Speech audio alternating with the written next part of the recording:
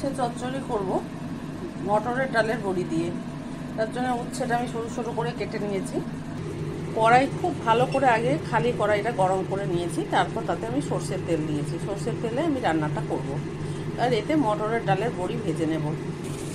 মটরের ডালের বড়ি কয়টা আমি ভেজে নিচ্ছি।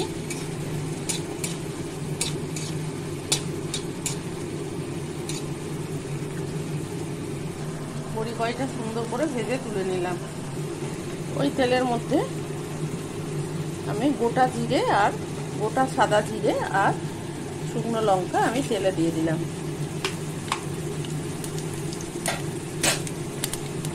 ফোড়নের গন্ধটা বেরোতে আমি উচ্ছেটা দিয়ে দিলাম।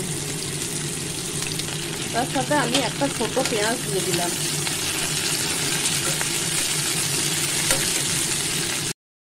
কয়েকবার নাড়াচাড়া করে আমি এতে কিছু শুকনো মশলা দিয়ে দেব।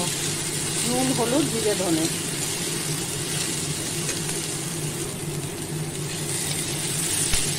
নুন, হলুদ, জিরে, ধনে খুব সামান্য পরিমাণে, ঠিকই চা চামচ। এবার এর মধ্যে একটু জল দিয়ে দেব। জল দিয়ে বড়ি ভাজাটা আমি দিয়ে দেব। বড়ি ভাজাটা আমি এর মধ্যে দিয়ে দিলাম। ঢাকনা দিয়ে ঢেকে ফুটতে দিয়ে দেব।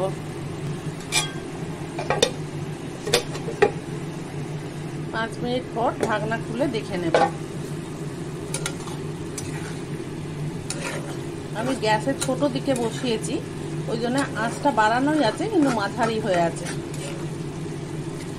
গ্যাসের ছোট ওভেনে।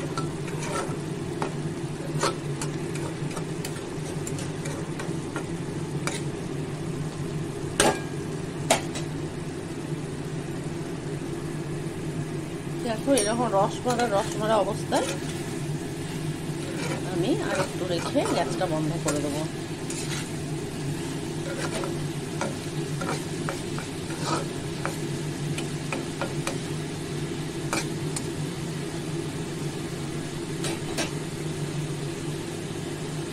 এই অবস্থায় আমি একটা টাইট ঢাকনা দিয়ে ঢেকে দেবো, যাতে ভেতরে ভেতরে আর একটু গুমে হয়ে যায়।